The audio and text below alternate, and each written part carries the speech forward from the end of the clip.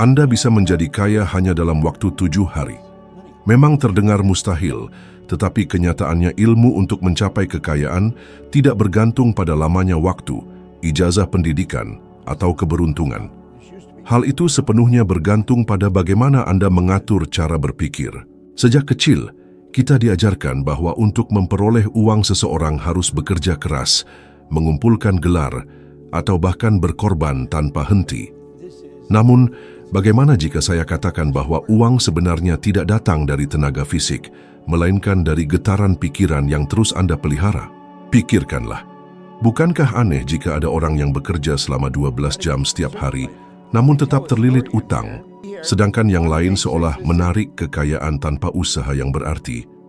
Selama bertahun-tahun saya sendiri tidak pernah benar-benar memperhatikan hasil dari hidup saya. Saya bangun pagi, bekerja, membayar sebagian tagihan, lalu melanjutkan rutinitas yang sama, tanpa menyadari bahwa tahun demi tahun saya tidak bergerak kemana-mana.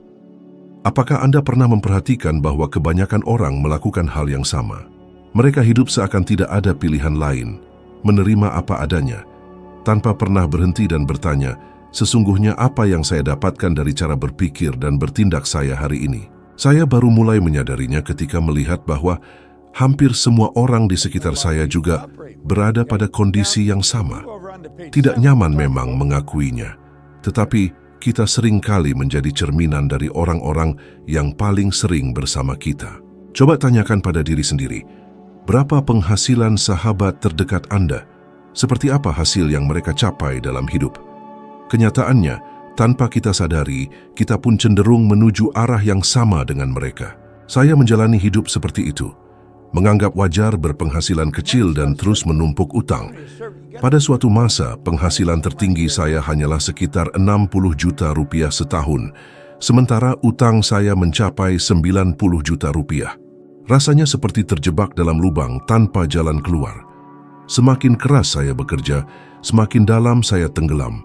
Dan kenyataannya, kala itu saya tidak memiliki siapapun di sekitar saya yang bisa menunjukkan jalan lain. Pernahkah Anda merasa terjebak dalam roda berputar yang tidak pernah berhenti? Di mana sekeras apapun Anda berlari, Anda tetap berada di tempat yang sama. Itulah tepatnya keadaan saya saat itu. Dalam kondisi tersebut, seseorang menaruh sebuah buku di tangan saya berjudul Pikir dan Menjadi Kaya. Hampir tidak ada yang saya mengerti dari isinya. Tetapi ada suara dalam diri saya yang berkata bahwa saya harus terus membaca. Tindakan sederhana membuka mata terhadap apa yang sebenarnya saya raih, itu memperlihatkan sebuah kenyataan menakutkan. Tanpa sadar saya hanya mengulangi pola hidup yang sama dengan orang-orang di sekitar saya. Utang, kekecewaan, alasan-alasan pembenaran, semuanya sama persis. Seolah ada hentakan yang membangunkan saya dari tidur panjang. Saya akhirnya memahami bahwa jika terus berada di antara orang yang hidupnya terbatas, saya pun tidak akan pernah bisa melampaui keterbatasan itu. Dan barangkali inilah yang juga sedang terjadi pada Anda sekarang.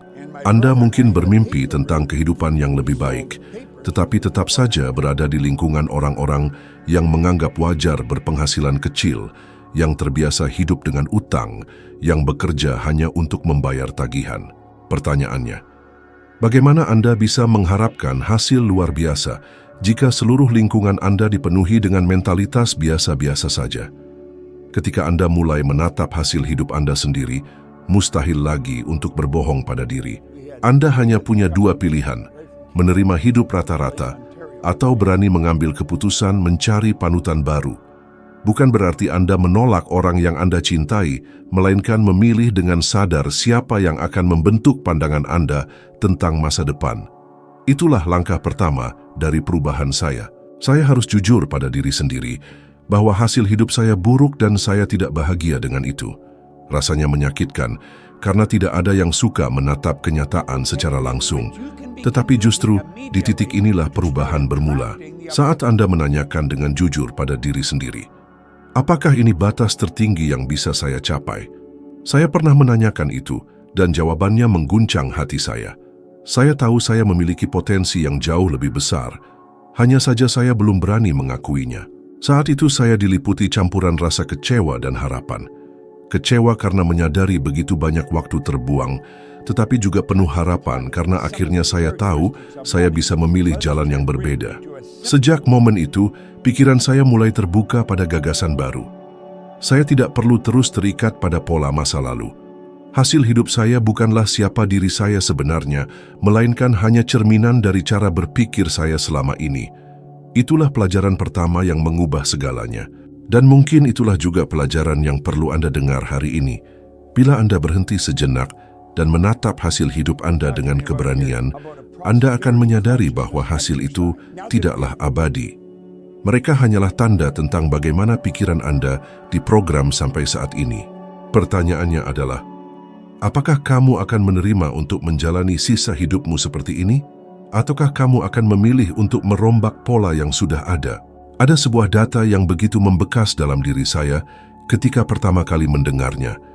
Hanya 5 dari setiap 100 orang yang berhasil menutup hidupnya dalam keadaan benar-benar mandiri secara keuangan. Sementara 95 dari setiap 100 orang lainnya menghabiskan sepanjang hidup dengan berjuang keras.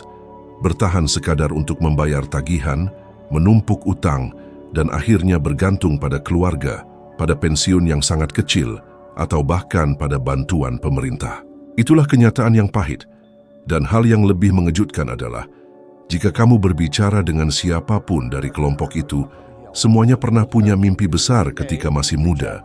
Mereka semua yakin akan memiliki kehidupan yang lebih baik. Tetapi pada suatu titik di perjalanan, mereka menyerah atau pasrah pada keadaan. Saya sendiri, untuk waktu yang cukup lama, berada di jalur 95% itu. Hidup dalam lilitan utang, merasa tidak ada jalan keluar. Pertanyaan besar yang terus muncul adalah, mengapa hanya sedikit orang yang bisa benar-benar berhasil? Apakah hidup ini memang tidak adil? Apakah memang ada orang yang ditakdirkan sejak lahir untuk memiliki lebih banyak? Ataukah sebenarnya ada sesuatu yang tak terlihat, namun begitu kuat, yang mengendalikan pilihan dan hasil hidup kita? Saya akhirnya menemukan bahwa perbedaan itu bukan terletak pada kecerdasan, kekuatan fisik, ataupun kerja keras semata.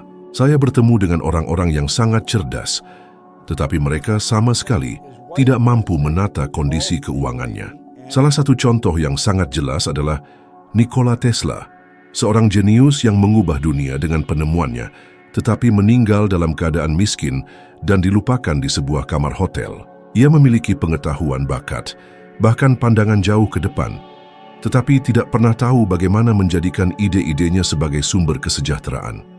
Lalu, apa gunanya menguasai sains, seni, atau teknologi jika kita tidak memahami ilmu untuk menciptakan kekayaan? Inilah titik kegagalan sebagian besar orang. Mereka beranggapan bahwa cukup dengan belajar, bekerja keras, dan mengumpulkan gelar sudah menjamin kesuksesan. Jika itu benar, maka para guru seharusnya menjadi kelompok paling kaya di dunia. Padahal kenyataannya tidak selalu demikian. Berapa kali kamu melihat seseorang dengan potensi luar biasa, tetapi hidupnya tetap terbatas? Berapa kali kamu sendiri merasa, meskipun sudah berusaha keras, seakan-akan tidak pernah benar-benar maju? Itulah jebakan yang menahan 95% orang. Mereka terkunci dalam lingkaran keyakinan dan kebiasaan yang terus menghasilkan hasil yang sama, tahun demi tahun, hingga akhir hidupnya. Ketika mendengar data 5 lawan 95 ini, mungkin terdengar tidak adil. Tetapi, sesungguhnya data ini justru membebaskan. Karena artinya, ada sebuah pola yang bisa dijelaskan. Ada alasan mengapa sebagian besar gagal, dan juga ada jalan yang bisa ditempuh untuk bergabung dengan kelompok kecil yang berhasil. Informasi ini bukan untuk menakut-nakuti, tetapi untuk membuat matamu terbuka. Tanyakan pada dirimu, kelompok mana yang ingin kamu masuki? Apakah kamu ingin hidup selamanya sebagai bagian dari mayoritas yang hanya berjuang dan menderita? Ataukah kamu mau membayar harga untuk berpikir dan bertindak dengan cara berbeda sehingga bisa masuk dalam minoritas yang meraih kemandirian? Saat saya menyadari kenyataan ini, rasanya seperti tersambar petir. Saya sadar, bila tidak melakukan perubahan besar, saya akan menutup hidup seperti orang kebanyakan, terjerat utang dan keterbatasan. Mengakui hal itu memang menyakitkan, tetapi sekaligus membebaskan. karena artinya pilihan ada di tangan saya. Takdir bukan sesuatu yang mutlak, melainkan hasil dari keputusan yang saya buat. Kesadaran ini mengguncang diri saya. Saya mulai memperhatikan siapa saja yang berhasil. Dan saya mendapati bahwa mereka bukan lebih cerdas, bukan lebih kuat, juga bukan lebih beruntung. Mereka hanya berpikir dengan cara yang berbeda, bertindak dengan lebih jelas, dan berani mematahkan pola yang hampir tidak pernah dipertanyakan oleh kebanyakan orang. Sejak saat itu, saya mengerti bahwa saya perlu bergabung dengan kelompok 5%. Saya tahu itu akan penuh tantangan, saya tahu akan menghadapi kritik bahkan penolakan dari orang sekitar. Tetapi saya juga tahu bahwa jika tetap berada di jalur biasa, saya akan berakhir seperti mayoritas. Inilah persimpangan jalan yang dihadapi setiap orang pada suatu waktu. Apakah kamu terus mengulang pola 95%, ataukah kamu dengan sadar memilih jalur lain? Keputusan itu ada di tanganmu. Statistik itu bukanlah vonis, melainkan sebuah peringatan. Ia ada untuk membuatmu sadar bahwa masih ada waktu untuk mengubah kelompok tempatmu berada. Ada sesuatu yang hampir mengendalikan setiap keputusan yang kamu buat. Cara kamu memperlakukan uang, hingga hasil yang kamu peroleh dalam hidup. Tetapi sebagian besar orang bahkan tidak menyadarinya. Sesuatu itu adalah paradigma. Ia seperti program mental yang ditanam sejak kecil, yang menentukan apa yang kamu yakini mungkin atau mustahil, berapa banyak yang kamu rasa pantas kamu dapatkan, bagaimana cara kamu bereaksi ketika menghadapi kesulitan, bahkan bagaimana menafsirkan kesempatan yang muncul di sepanjang perjalanan. Bahaya besar adalah bahwa program ini bekerja secara diam-diam tanpa terlihat. Kamu bisa memiliki pengetahuan, ijazah, berbagai kursus, bahkan ide-ide cemerlang, tetapi bila pola pikir yang menguasai dirimu terprogram pada kekurangan, maka itulah yang akan kamu alami setiap hari. Karena paradigma itu, aku melewati bertahun-tahun mengulang kesalahan yang sama, meski sudah memiliki akses pada informasi berharga. Aku sadar bahwa aku mampu memperoleh penghasilan lebih. Aku mengerti bahwa kemakmuran itu mungkin, tetapi seolah ada kekuatan tak kasat mata yang selalu menarikku kembali ke titik semula. Pernahkah kamu merasakannya? Mengetahui persis apa yang harus dilakukan, tetapi tidak sanggup mewujudkannya. Bukan karena kurang disiplin, bukan pula karena malas, melainkan karena paradigma itulah yang mengendalikan kebiasaanmu. Ia bekerja diam-diam, membuatmu membelanjakan lebih dari yang kamu hasilkan, mendorongmu menunda keputusan penting, menjerumuskanmu ke dalam hubungan yang tidak membawamu kemana-mana. Ilmu pengetahuan membuktikan bahwa hampir semua perilaku kita bersifat kebiasaan, dan bila kebiasaan itu selaras dengan paradigma kekurangan, maka hasilnya selalu sama. Kekurangan uang, rasa cemas, serta frustrasi. Inilah sebabnya mengapa begitu banyak orang pintar dan rajin tetap saja tidak pernah keluar dari lilitan utang.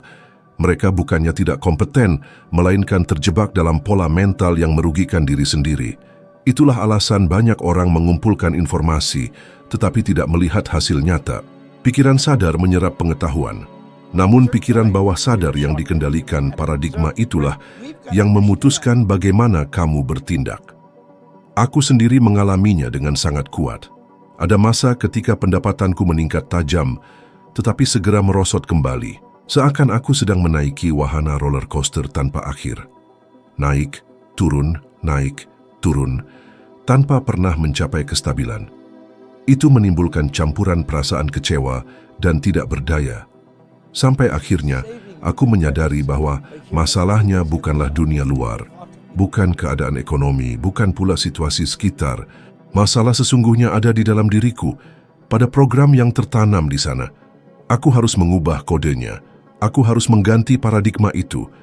Dan inilah salah satu pekerjaan paling sulit, tetapi juga paling membebaskan yang bisa dihadapi siapapun. Sulit, karena menuntut keberanian untuk mempertanyakan segala sesuatu yang kamu percayai sepanjang hidup.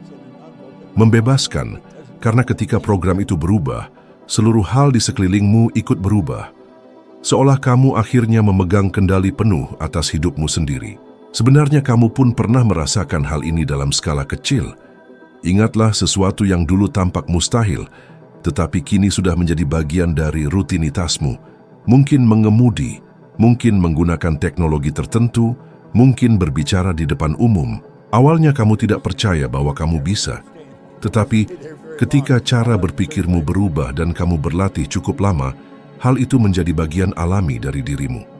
Hal yang sama juga berlaku dengan uang. Jika kamu terus-menerus memenuhi pikiranmu dengan bayangan utang, kekurangan, serta keterbatasan, maka paradigma itu akan terus meneguhkan pola lama. Namun bila kamu mulai menanamkan gambaran kemakmuran, mengulang kalimat penuh kelimpahan, serta bergaul dengan orang-orang yang hidup di level berbeda, perlahan paradigma itu mulai melemah.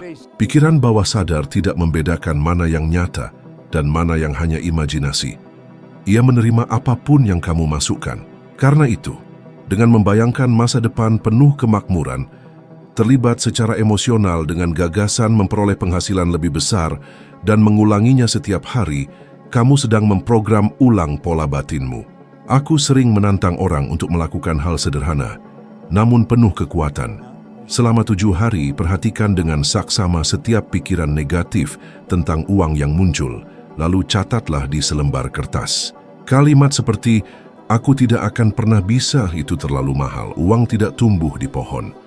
Kamu akan terkejut melihat betapa banyak sampah mental yang kamu bawa setiap hari. Latihan ini tidak hanya akan memperlihatkan paradigma yang mengendalikanmu, tetapi juga memberimu kesempatan untuk mulai mempertanyakan dan mengganti pikiran-pikiran itu. Inilah langkah pertama untuk menciptakan program baru yang sejalan dengan kelimpahan, rasa aman, dan kemakmuran. Paradigma itu ibarat musuh tak kasat mata, tetapi kabar baiknya adalah ia bisa dikalahkan. Aku tahu karena aku sudah menaklukkannya. Ketika aku memutuskan untuk menghadapi secara langsung keyakinan yang mengekangku dan menggantinya dengan pandangan baru, hidupku berubah total. Jika itu terjadi padaku, hal yang sama bisa terjadi padamu juga. Ilmu sejati untuk menjadi kaya tidak dimulai dari angka-angka, tetapi dari perubahan program tersembunyi yang menentukan sejauh mana kamu mengizinkan dirimu memiliki atau tidak. Semuanya berawal dari satu keputusan. Dulu aku tidak mengerti apapun tentang uang, bisnis atau kesuksesan. Bukanlah sesuatu yang pernah benar-benar saya pahami. Namun ketika saya mulai membaca buku, berpikir dan menjadi kaya, ada suara di dalam diri saya yang mengatakan bahwa saya harus berkomitmen pada pengetahuan itu, meskipun saya sama sekali belum memahaminya. Saat itu saya membuat keputusan. Saya memutuskan bahwa apapun harganya, saya akan membaca halaman-halaman tersebut setiap hari. Pernahkah kamu menyadari bahwa hidup seringkali berubah seketika, pada momen ketika kamu berkata pada diri sendiri, "Cukup, saya tidak akan hidup seperti ini lagi." Itulah saat saya mengambil keputusan. Saat itu saya terlilit utang, tidak punya harapan, namun saya memilih untuk berubah. Dan ketika seseorang benar-benar memutuskan, seolah-olah semesta ikut menyusun jalan untuk menghadirkan apa yang ia butuhkan.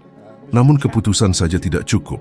Berapa kali kamu sudah memutuskan untuk memulai diet, mengubah kebiasaan, atau menata keuanganmu, tetapi di tengah jalan kembali pada pola lama? Itu karena kurangnya disiplin. Keputusan adalah titik awal, sedangkan disiplin adalah bahan bakar yang menjaga perjalanan tetap berjalan. Disiplin bukan berarti hidup penuh penderitaan, tetapi kemampuan untuk memberi perintah pada diri sendiri lalu menaatinya, bahkan saat tidak ada keinginan untuk melakukannya. Itulah yang saya lakukan. Meskipun saya tidak memahami isi buku itu, meskipun saya tidak melihat hasil langsung, saya mendisiplinkan diri untuk belajar, berpikir berbeda, dan bertindak berbeda. Sedikit demi sedikit, dunia di sekitar saya mulai berubah. Ketika saya membuka perusahaan pertama saya di bidang kebersihan, saya benar-benar tidak tahu bagaimana cara mengelola usaha. Saya tidak memiliki pengalaman, tidak memiliki pendidikan tinggi, dan tidak mengenal strategi bisnis. Satu-satunya hal yang saya miliki hanyalah keputusan untuk membuatnya berhasil dan disiplin untuk bangun setiap hari tanpa alasan untuk bertindak. Pada tahun pertama, perusahaan itu menghasilkan pendapatan lebih dari 1,5 miliar rupiah. Dan ketika saya memikirkan kembali, saya mengerti dengan jelas bahwa itu bukan keberuntungan. Itu adalah hasil dari keputusan yang tidak bisa ditawar dan disiplin yang tidak tergoyahkan. Banyak orang percaya bahwa mereka harus menunggu saat yang sempurna. kondisi yang ideal, atau merasa harus menyiapkan semua rencana sebelum memulai. Padahal itulah jebakan terbesar. Jika saya menunggu, saya tidak akan pernah melangkah. Karena itu banyak orang yang menghabiskan bertahun-tahun hanya bermimpi tentang bisnis, proyek baru, atau kehidupan yang lebih baik, namun tidak pernah mengambil langkah pertama. Mereka salah paham antara keputusan dan keinginan. Berkeinginan itu mudah, semua orang bisa melakukannya. Tetapi mengambil keputusan berarti menutup semua pilihan lain dan berkomitmen hanya pada satu arah. Itulah yang saya lakukan. Dan saya bertanya padamu, apa yang sudah lama kamu tunda? Perubahan apa yang kamu tahu harus dilakukan, namun terus menunggu kondisi sempurna yang tidak pernah datang? Mungkin itu membuka usaha sendiri. Mungkin itu berinvestasi pada dirimu sendiri. Mungkin itu keluar dari lingkungan yang membatasi. Pikirkanlah sejenak. Jika kamu tidak membuat keputusan sekarang, di mana kamu akan berada dalam 1 tahun, 5 tahun, atau 10 tahun mendatang? Kemungkinan besar di tempat yang sama. Justru kombinasi antara keputusan dan disiplin, itulah yang membawa saya keluar dari kemiskinan dan menuntun saya menuju jalan kemakmuran. Dan saya yakin hal yang sama bisa terjadi padamu. Tidak peduli apakah hari ini kamu punya utang, merasa tersesat, atau sama sekali tidak memiliki pengalaman. Jika kamu memilih untuk berubah dan mendisiplinkan diri untuk mendukung keputusan itu setiap hari, hidupmu akan berubah. Inilah salah satu hukum terkuat yang pernah saya pelajari. Disiplin menciptakan kebebasan. Semakin kamu mendisiplinkan diri untuk melakukan apa yang perlu dilakukan, semakin bebas kamu untuk hidup sesuai keinginan. Hal yang menarik adalah, pada awalnya disiplin terasa seperti beban, tetapi lama-kelamaan ia berubah menjadi kebiasaan, dan kebiasaan itu membentuk karakter. Dan ketika itu terjadi, kamu tidak lagi harus berjuang untuk tetap berada di jalan itu, karena jalan itu sudah menjadi bagian dari dirimu. Itulah yang terjadi pada saya. Di awal saya harus memaksa diri untuk membuka buku setiap hari, meski tidak mengerti apa-apa. Kini, belajar dan menerapkan prinsip-prinsip itu sudah menjadi sesuatu yang begitu alami, hingga saya tidak bisa membayangkan hidup tanpa hal itu. Kebenarannya adalah, semua yang kamu inginkan bisa menjadi kenyataan asalkan kamu bersedia membuat keputusan dan menjaga disiplin. Tanpa itu, tidak ada yang berubah. Dengan itu, segalanya bisa berubah. Pikiran adalah pabrik sejati dari kekayaan. Segala yang kamu capai, setiap rupiah yang kamu hasilkan, setiap peluang yang muncul, semuanya lahir lebih dulu di dalam pikiranmu. Masalahnya adalah, hampir tidak ada yang diajarkan bagaimana menggunakan pikiran dengan sadar. Sejak kecil, kita dibiasakan untuk percaya bahwa kerja keras fisik, ijazah bahkan keberuntunganlah yang menentukan masa depan kita. Namun yang benar-benar menentukan adalah apa yang kamu izinkan untuk masuk dan tetap tinggal di dalam pikiranmu. Pikiran sadar adalah bagian yang memilih, yang berpikir, yang bisa menerima atau menolak suatu ide. Sebaliknya, pikiran bawah sadar tidak pernah menolak apapun. Ia menerima semua yang kamu berikan kepadanya sebagai kebenaran. Baik itu gambaran positif tentang kemakmuran maupun keyakinan negatif mengenai kekurangan. Semuanya dikendalikan oleh alam bawah sadar yang memimpin tubuh, tindakan, dan akhirnya hasil hidup seseorang. Sebagian besar orang membiarkan dirinya tenggelam dalam berita krisis, percakapan pesimis, dan keyakinan yang membatasi.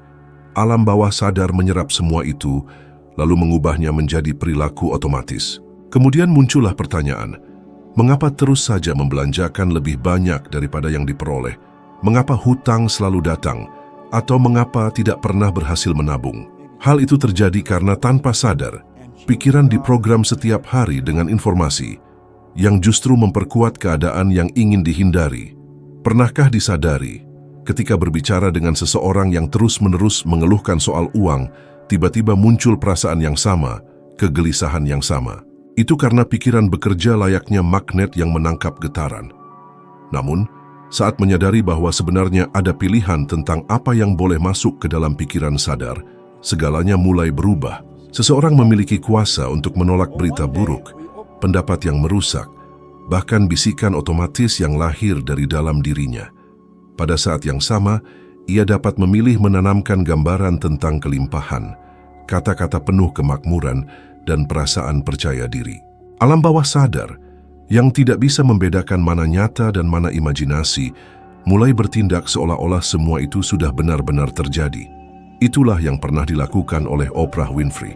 Ia berulang kali menegaskan bahwa ketika masih hidup dalam kemiskinan, ia membayangkan kehidupan yang berbeda, berbicara seolah sudah meraih apa yang diinginkan, hingga akhirnya pikirannya membangun jembatan menuju kenyataan.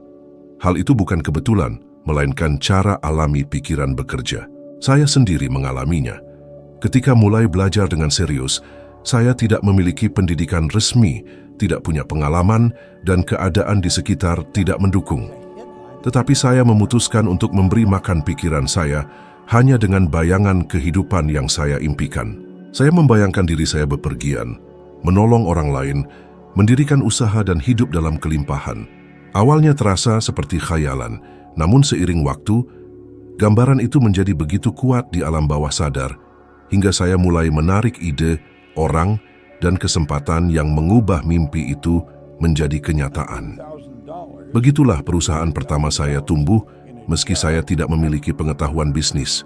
Pikiran saya telah diprogram untuk berhasil, dan alam bawah sadar menemukan jalannya sendiri untuk mewujudkan hal itu. Kesalahan terbesar kebanyakan orang adalah ingin mengubah hidup tanpa terlebih dahulu mengubah pikiran. Mereka berpikir, jika sudah memiliki lebih banyak uang, barulah cara berpikir mereka akan berubah. Padahal kebalikannya yang benar.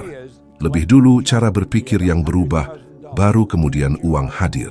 Penelitian terbaru dalam bidang ilmu saraf menegaskan bahwa visualisasi membentuk sambungan baru di otak, mirip dengan sambungan yang muncul saat seseorang benar-benar mengalami sesuatu. Dengan kata lain, ketika seseorang membayangkan sebuah kenyataan dengan emosi yang kuat, otaknya mulai bekerja seakan itu sudah terjadi, dan tubuh pun menyesuaikan diri untuk melakukan tindakan yang diperlukan. Itu adalah ilmu pengetahuan, bukan sihir. Tantangannya adalah berkomitmen untuk menjaga apa yang memberi makan pikiran. Coba tanyakan pada diri sendiri, berapa jam dalam sehari yang dihabiskan untuk memikirkan kekurangan, rasa takut dan keraguan, dan berapa lama yang diberikan untuk membayangkan kehidupan yang benar-benar diinginkan. Mungkin disitulah sebab hasilnya belum berubah. Pikiran seperti tanah subur, jika menanam benih kekhawatiran, hasilnya adalah lebih banyak kekhawatiran. Jika menanam bayangan kemakmuran, hasilnya adalah kesempatan yang muncul seolah-olah dari ketiadaan. Tetapi sesungguhnya tidak ada yang kebetulan. Semua adalah cerminan dari apa yang ditanam di dalam diri. Karena itulah saya katakan, jika ingin mengubah kehidupan keuangan secara radikal, mulailah dengan memperhatikan apa yang memenuhi pikiran setiap hari. Tolak yang tidak bermanfaat, pilih dengan cermat apa yang ingin ditanam, dan ulangi hingga menjadi kebiasaan. Ketika pikiran benar-benar yakin bahwa seseorang sudah hidup dalam kelimpahan, dunia luar tidak punya pilihan selain menyesuaikan diri dengan keyakinan itu. Begitulah yang terjadi pada saya. Begitu pula pada banyak orang lainnya, dan hal itu juga mungkin terjadi pada Anda. Hal terpenting yang perlu diingat sangat sederhana. Hasil yang dimiliki saat ini hanyalah cerminan dari pola pikir yang mengendalikan hidup. Dan kabar baiknya adalah pola pikir itu bisa diubah. Setelah memahami hal ini, tidak ada lagi batas nyata untuk apa yang bisa dicapai dalam hal uang, kebebasan, maupun pencapaian diri. Sekarang saya ingin Anda melangkah ke tahap berikutnya.